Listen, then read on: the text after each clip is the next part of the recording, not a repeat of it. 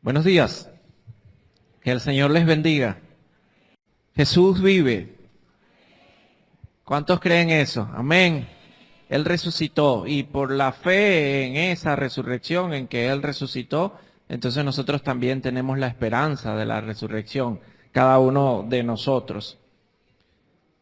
Hoy, 17 de abril, se cumplen aproximadamente 116 años de el arribo de un par de parejas misioneras por el Maracaibo, por el estado Zulia, enviados por la Alianza Misionera, Alianza Evangélica, y allí empezó el Evangelio aquí en Venezuela, y eso es lo que se celebra hoy, más allá del Día del Pastor, celebramos nosotros que el Evangelio llegó a nuestras tierras. Y gracias al Señor por ello, ¿no? Porque hubieron personas dispuestas a abandonar su hogar, a moverse a otro lugar para poder llevar el Evangelio a aquellos a quienes no habían llegado. Entonces, damos gloria a Dios por esos misioneros que Él envió en su momento y hoy recordamos Thomas y Ana Banch y Juan y Ana Christensen. Entonces, para que sepan un poquito de la historia de nosotros, de dónde llegó el evangelio en el cual nosotros creímos. Bueno, pasamos al tiempo del estudio de la palabra del Señor y estamos hoy celebrando la resurrección de nuestro Señor Jesús, hoy domingo de resurrección. No, nosotros estamos ya desde hace varios domingos en esa sección del Evangelio de Juan de resurrección, porque estamos en esa sección, capítulos 20 y 21. Así que nosotros entonces ya estamos en resurrección desde hace varios domingos.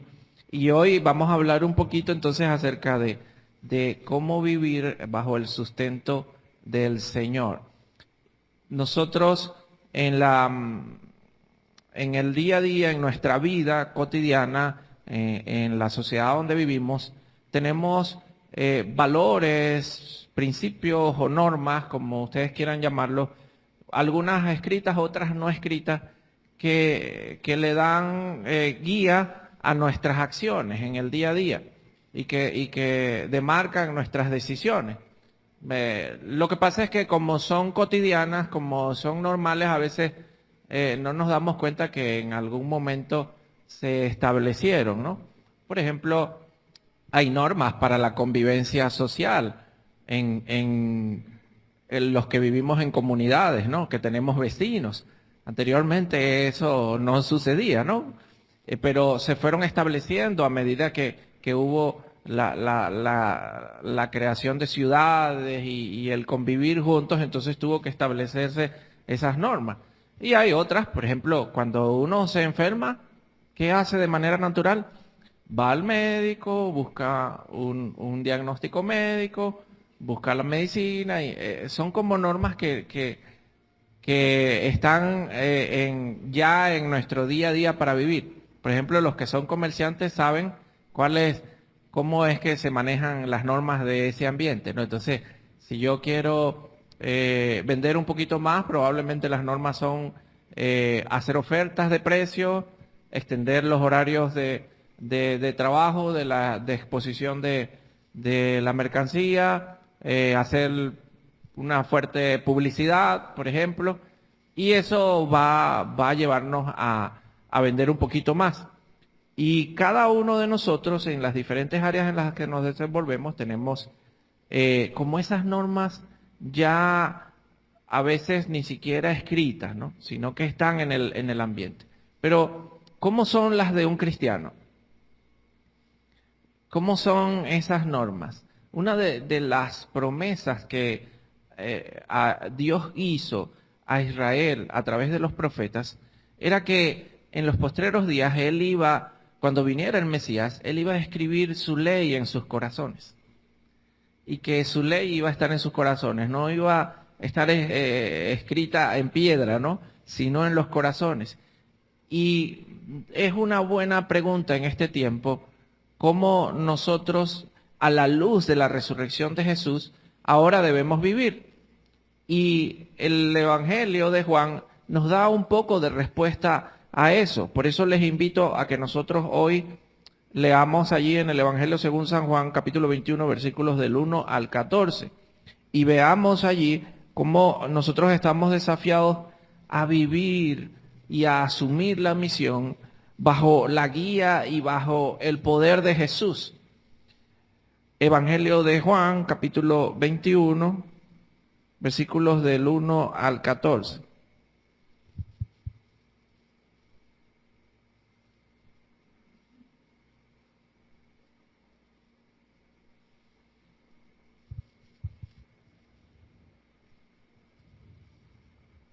Y cuando tengan su cita se ponen de pie, por favor, para que leamos.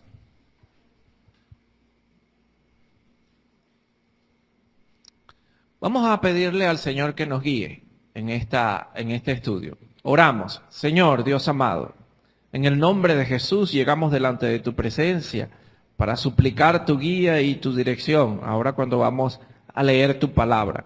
Que tu Espíritu Santo que está en nosotros y que está entre nosotros nos guíe, nos dé la sabiduría y el entendimiento y nos dé el dominio propio para obedecer lo que tú nos vas a enseñar hoy. En el nombre de Jesús, amén. Bien, leemos entonces desde el versículo 1 hasta el versículo 14. Dice, después de esto, Jesús se manifestó otra vez a sus discípulos junto al mar de Tiberias, y se manifestó de esta manera. Estaban juntos Simón, Pedro, Tomás, llamado el Dídimo, Natanael, el de Caná de Galilea, y los hijos de Zebedeo, y otros dos de sus discípulos. Simón Pedro les dijo, voy a pescar. Ellos le dijeron, vamos nosotros también contigo. Fueron y entraron en una barca, y aquella noche no pescaron nada. Cuando ya iba amaneciendo, se presentó Jesús en la playa, mas los discípulos no sabían que era Jesús. Y les dijo, hijitos, ¿tenéis algo de comer? Le respondieron, no. Él les dijo, echad la red a la derecha de la barca y hallaréis. Entonces la echaron y ya no la podían sacar por la gran cantidad de peces. Entonces aquel discípulo a quien Jesús amaba dijo a Pedro, Él es el Señor. Simón Pedro, cuando oyó que era el Señor, se ciñó la ropa, porque se había despojado de ella, y se echó al mar. Y los otros discípulos vinieron con la barca, arrastrando la red de peces, pues no distaban de tierra sino como 200 codos. Al descender a tierra, vieron brasas puestas y un pez encima de ella y pan. Jesús les dijo, traed de los peces que acabáis de pescar. Subió Simón Pedro y sacó la red a tierra, llena de grandes peces, 153. Y aun siendo tantos, la red no se rompió. Les dijo Jesús, venid, comed. Y ninguno de los discípulos se atrevía a preguntarle, ¿tú quién eres? Sabiendo que era el Señor. Vino pues Jesús y tomó el pan y les dio, y asimismo del pescado. Esta era ya la tercera vez que Jesús se manifestaba a sus discípulos, después de haber resucitado de los muertos. Amén. Pueden tomar asiento, son muy amables. Este texto nos enseña que nosotros debemos vivir y ministrar en la misión que el Señor nos dejó bajo la guía y el poder de Jesús. No hay otra manera de nosotros vivir la nueva vida en Cristo. Recuerden que el capítulo 20, que ya nosotros lo estudiamos, empezó con la resurrección de Jesús. Y nos dimos cuenta allí de que a través del relato de lo que sucedió con María Magdalena, Juan nos estaba diciendo, desen cuenta que en Jesús, con la resurrección de Jesús, inició una nueva creación. Hay un nuevo huerto, hay un nuevo administrador del huerto, ya no es Adán al que se le entregó aquel huerto en Edén y lo administró mal. Ahora está Jesús en el huerto y Él entonces es el dador de la vida ahora de ese huerto y hay nueva vida y hay nuevas reglas. Hay un nuevo lugar de perdón de pecados y ya no es el arca en el templo, sino que es ese lugar donde estaba, en donde estaba Jesús, que es precisamente Jesús, el lugar donde nosotros encontramos perdón. Y luego vemos que Juan nos traslada a la escena de los discípulos temerosos que están encerrados allá por temor a los judíos y que Jesús se les aparece en medio. Ya Jesús ha resucitado, ya ha dado inicio a esa nueva creación. El apóstol Pablo dice que Él es el primogénito, el primero de la creación, de la nueva creación. Y ahora, entonces, Él les da el aliento de nueva vida a sus discípulos, dándoles el Espíritu. Y les encomienda su vocación ahora de vida. ¿Se acuerdan que lo estudiamos eso también? Cuando Él les dice, se para en medio de ellos y les dice, paz a vosotros, reciban el Espíritu. Y luego sopla y les entrega el Espíritu. Y les dice aquella frase tan importante para nosotros: así como el Padre me envió, yo también los envío. Entonces vemos cómo Jesús estaba formando un nuevo pueblo de Dios, una nueva comunidad que estaba creciendo allí en torno a Él, que eran sus discípulos, y cómo Él los está encomendando, los está mandando a unirse a la misión redentora de Dios que Él ya inició y que ahora ellos como iglesia tienen la oportunidad de involucrarse también. Y luego que pasó eso, entonces pueden en la lectura, uno que va siguiendo la lectura puede pensar, ajá, ¿y ahora cómo es que los discípulos van a abocarse a esa misión? ¿Cómo es que van a vivir la misión dentro del mundo? Bueno, tenemos el modelo de Jesús y el resto del Evangelio de cómo Él lo venía haciendo. Pero Él era Dios, Él es Dios. Jesús es Dios, amén. Y tiene sus maneras. ¿Y cómo lo vamos a hacer nosotros como humanos? Entonces, saltamos al otro episodio donde Juan nos dice claramente, tienen que hacerlo por fe. Tienen que vivir por fe. Y la fe involucra creer más allá de los sentidos. No pueden ser como Tomás, que pensaba que, bueno, tengo que ver, tengo que tocar, tengo que palpar, tengo que experimentar. Si no, no creo en Jesús. Y nos dejó Juan ese desafío. Pero sigue Juan dándonos luces de cómo nosotros abocarnos a la nueva vida en Cristo y abocarnos a la misión que Él nos dio. Y ahora se traslada la historia a este episodio que nosotros acabamos de leer ahora. Fíjense cómo, en primer lugar, Juan nos cuenta, nos dice, bueno, el Señor se les volvió a aparecer después de varios días. Y sucedió de esta manera, eso es lo que dice el versículo 1. Y la historia en sí comienza en el versículo 2. Y la primera parte de la historia es triste, ¿no? Es como trágica, porque dice que los discípulos se lanzaron a pescar y fue una pesca infructuosa. No pescaron nada. Vemos allí que Juan nos describe el lugar del evento. Dice que era el mar de Tiberias.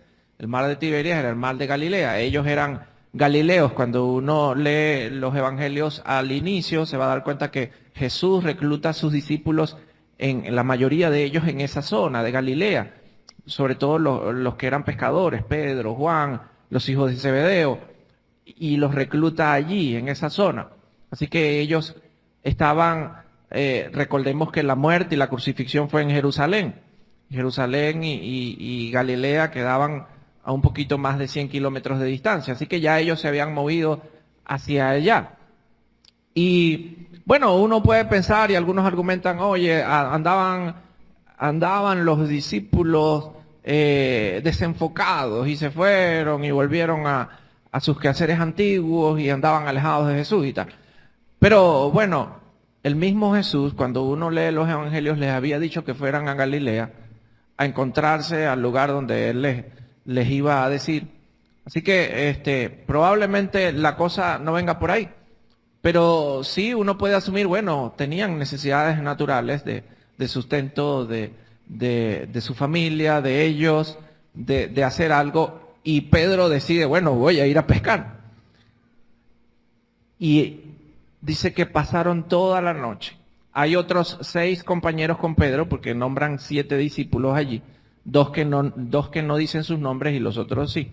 Y, 4 que no dicen nombre, porque hay 2 que dicen los hijos de Zebedeo y 2 más. Y son 7. Y Pedro es el que tiene la iniciativa y dice, yo voy a pescar, y los demás, bueno, vamos contigo. Y pasaron toda la noche y la pesca fue infructuosa.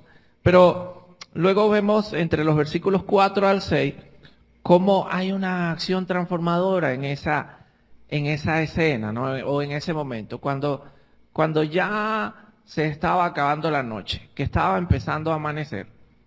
Quienes han vivido en esa zona y son pescadores de esa zona, saben que el mejor momento para pescar es en la noche. Si no logran pescar durante la noche, en el día va a ser más difícil porque las condiciones son mucho más difíciles, tanto para encontrar los peces como el clima para estar allí bajo el sol pescando. Entonces ellos lo hacen es de noche. Así que ya se les estaba casi acabando las oportunidades de conseguir algo y se presenta a alguien en la orilla que no conocen, porque dice Juan que ellos no conocían a alguien que está en la orilla y les habla, pero al inicio ellos no saben quién es. Pero les da una orden, les dicen, lancen la red del lado derecho y pescarán. Y el relato de Juan es como muy rápido en las transiciones de los eventos, y Juan no da muchos detalles de las razones ni de nada. Él dice, y echaron la red. Juan no dice, se pusieron a meditar en esa, o no, echaron la red, y dice que entonces sucedió esa pesca milagrosa, ese resultado totalmente maravilloso e inesperado. Y en ese momento, entonces, Juan reconoce a Jesús. Bueno, dije Juan, pero el Evangelio dice el discípulo a quien Jesús amaba. Reconoce que es Jesús. Y entre los versículos 7 y 8 nos narran lo que pasa ahí, porque cuando Juan reconoce que es Jesús, se lo dice a Pedro, y Pedro, como ya hemos visto en todo el Evangelio, actuando de manera impulsiva, agarra y él había dicho que iba a pescar y dejó los peces allí y se lanzó para la orilla a encontrarse con Jesús. Luego vemos cómo entonces entre los versículos 9 al 14 se da una escena totalmente diferente al inicio, ¿no? Una escena en donde, porque al inicio hay como una necesidad, voy a pescar, no tengo necesidad de comida, voy a ver qué resuelvo, pero al final vemos una escena donde hay más bien provisión de más, y donde se encuentran con un Jesús que les estaba preguntando que si tenían algo para comer, y ellos le dicen que no, pero es que ya él tenía un pescado aquí en la brasa y pan, y lo que los estaba era esperando que ellos vinieran, ¿no? Un poco extraña allí esa escena que nos describe Juan y que deja un poco confuso a los discípulos por varias cosas. Y ellos, dice Juan, que ellos miraban a Jesús, pero sabían que era él, pero a la vez como que querían preguntarle que quién era, pero no se atrevían a preguntarle porque sabían que era él. Y entonces era como, sabemos que es Jesús, pero tiene algo diferente. Es Jesús resucitado. ¿Cuántos creen que Jesús resucitó? Amén. Y hay algo diferente. Hay algo diferente. Y los discípulos estaban allí. Y así cierra Juan diciendo, y esta fue la tercera vez que se les apareció. La tercera vez que se les apareció Jesús. Entonces, nosotros tenemos primero que observar que este relato, Juan lo cuenta después de todos estos eventos que yo les recordaba ahorita, porque ya los estudiamos del capítulo 20, ya pasamos al capítulo 21, y el capítulo 20 cerró con unas palabras como que ya ese era el final del libro, y ahora hay un capítulo adicional, hay como un epílogo, como una conclusión, y hay que entenderla entonces a la luz de todo el relato. Así que desde el punto de vista de la aplicación, para nosotros tenemos que darnos cuenta de que este texto es particular en el sentido de que tiene aplicaciones tanto para nosotros como individuos, como personas, pero también para la iglesia como un cuerpo, como colectivo, ¿no? Y tenemos que tratar de verla así. Y tiene también aplicaciones para la vida de nosotros en el día a día, pero también para la misión de la iglesia y la misión nuestra como discípulos de Jesús. Y la podemos ver con el lente literal de que lo que está sucediendo tiene interpretación de literal, pero también tiene un sentido metafórico, ¿no? Porque recuerden que cuando Jesús llama a los discípulos, Él los invita a que lo sigan porque los va a hacer pescadores de hombres. Y hablaba Jesús en ese momento de cómo Él los iba a involucrar en la misión redentora de Dios. Y tiene ese sentido metafórico también este relato para la iglesia, de cómo la iglesia debe embarcarse en la misión que el Señor le dio, de pescar hombres, de pescar armas, de pescar seres humanos para ser ganados por el Evangelio. Pero también tiene aplicaciones personales para nosotros. Así que tenemos que ir mirando los principios desde estas perspectivas o con estos lentes y ver qué nos quiere decir el Señor en este tiempo. Y quiero enfocarme en dos ideas nada más, porque pueden haber más, pero para el tiempo y para extraer bien estas ideas y que queden plasmadas en nuestra mente, vamos a enfocarnos en dos ideas nada más. En la guía, en cómo Juan nos demuestra acá que nuestra vida cristiana, nuestra nueva vida en Cristo, que la misión que Dios nos ha encomendado, debemos desarrollarla bajo la guía de Jesús. No hay otra manera. Eso Juan lo deja claro acá. Cuando Jesús guía, cuando Jesús indica cómo es que ellos debían hacer la pesca, es que es fructífera. Y fíjense que los discípulos estaban trabajando, estaban pescando, pero hasta que no llega la guía de Jesús, esa pesca no es fructífera, no produce nada. Y nosotros tenemos ese desafío aquí hoy como iglesia, inicialmente como iglesia, como cuerpo de Cristo, que ha recibido el Espíritu del Señor, el aliento de Él para nueva vida. ¿Cuántos han recibido el Espíritu de Dios? Que han sido empoderados por el Señor y que el Señor les ha dicho, así como el Padre me envió, yo también los envío a ustedes a este mundo. Tenemos esa responsabilidad. No es entonces Juan está diciendo claramente aquí, no es que ahora tú recibiste la vocación misional y tú vas a andar en la vida como tú quieras, o vas a buscar hacer discípulos como tú quieras. Es bajo la guía de Jesús, es bajo la guía del Señor, es hacia donde Él indica y como Él indica. Y cuando uno mira cómo los discípulos asumen esto en el libro de los Hechos, se da cuenta de que era así. Ellos, por supuesto, escuchaban la voz de Jesús a través del Espíritu. Y uno ve, por ejemplo, los relatos de Lucas de los viajes misioneros de Pablo, y cómo Lucas dice que andaba con Pablo, dice, bueno, nosotros queríamos ir a tal parte, pero el Espíritu nos impidió ir allá. Y el Espíritu nos decía, vayan para acá y vayan para allá. Y se movían en ese aspecto. No era como ellos querían, sino como el Señor les iba indicando. Y nosotros en este tiempo, como iglesia, estamos desafiados a hacer lo mismo. Debemos asumir nuestra vida de iglesia y asumir la misión de la manera que Jesús lo indica, como Él lo guía. Porque podemos, y tristemente muchas veces estamos así, podemos estar trabajando toda la noche, pero haciendo obras infructuosas.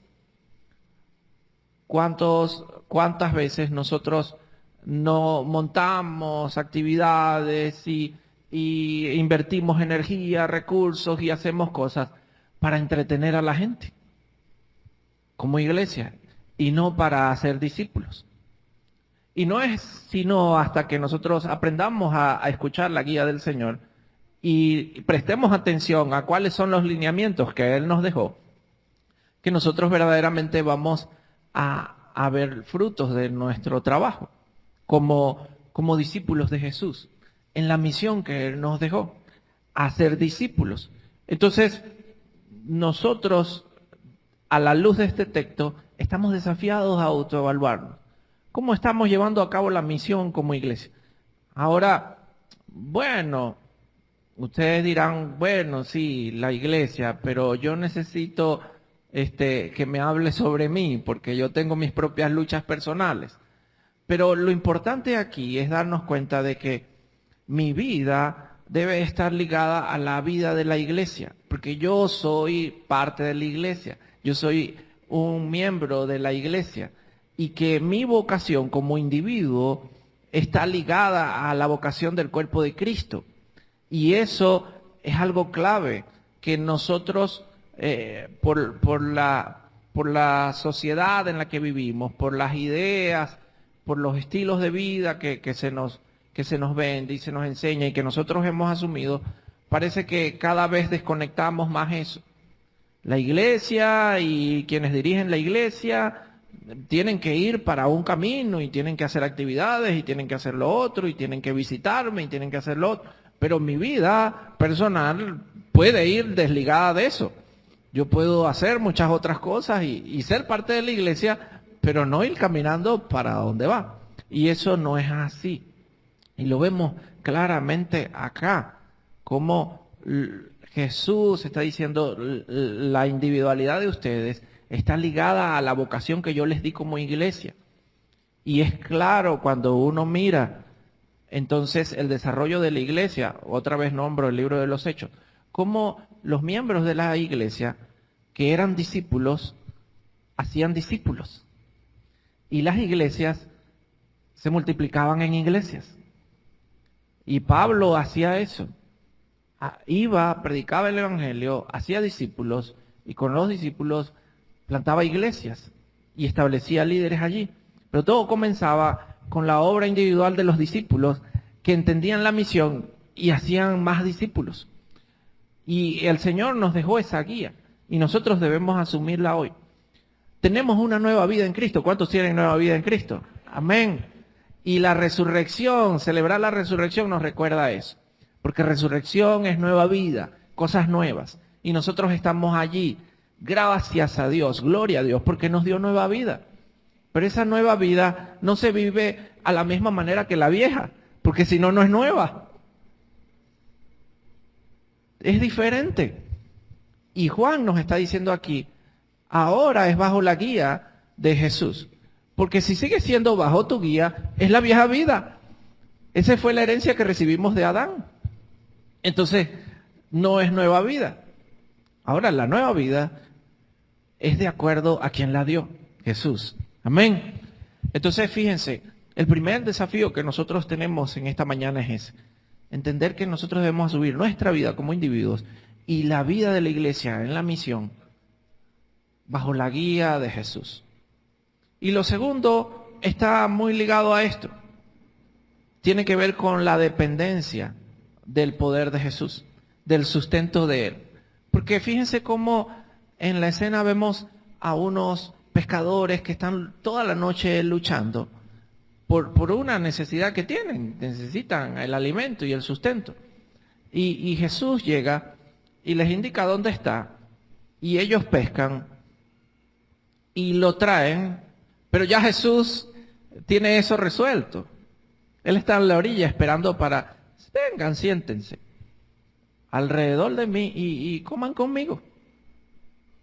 Y nosotros muchas veces asumimos la vida cristiana es como que debemos sacrificarnos para hacer algo por Jesús porque Él lo necesita.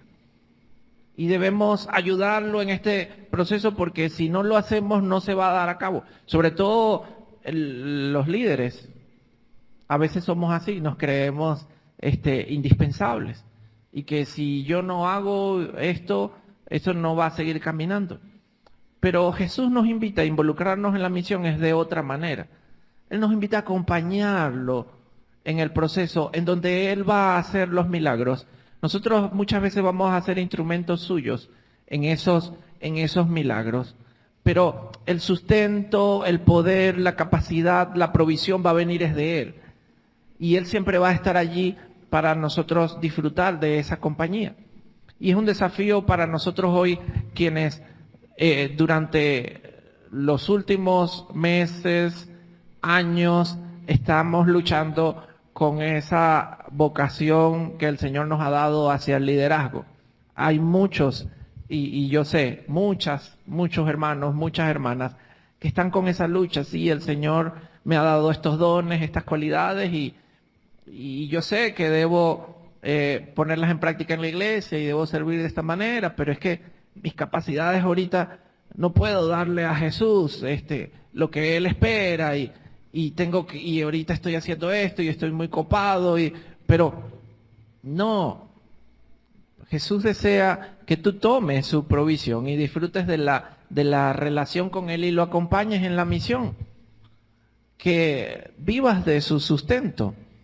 Él no es un Dios explotador de ti, más bien quiere. Por eso es que vemos a Jesús diciendo que nosotros traigamos nuestro peso de vida que cargamos y lo pongamos en Él y lo cambiemos por el peso de Él, que es más ligero. Y vivamos ahora con el peso de Él, que es más ligero. Y Él quiere llevar las cargas con nosotros. Y de esa manera nosotros debemos entender la vida cristiana y la misión, asumir la misión, porque si no lo vemos desde esa perspectiva, entonces va a ser difícil que nos involucremos en la misión. Siempre va a ser muy pesado para nosotros llevarla, y es que no lo podemos hacer. Pero es que Jesús sí puede, y Él nos invita a que lo acompañemos. Amén. Cuando Él dice, como el Padre me envió, así yo los envío, nosotros también debemos entender que el Padre nunca abandonó a Jesús en la misión. Y Jesús mismo lo decía, el Padre está conmigo, Él es mi testigo, el Padre, yo hago lo que el Padre me dice. Y Él nos envía a la misión, no nos va a dejar solos. ¿Cuántos lo creen? Entonces, no hay razón, no hay excusa para que nosotros como iglesia y como individuos nos involucremos en la misión bajo la provisión de Jesús, con el poder de Él. Tenemos nosotros la responsabilidad en este tiempo, en medio de una sociedad tan difícil, tan complicada en la que vivimos. Nosotros tenemos ese legado de Jesús de ir y pescar estas almas.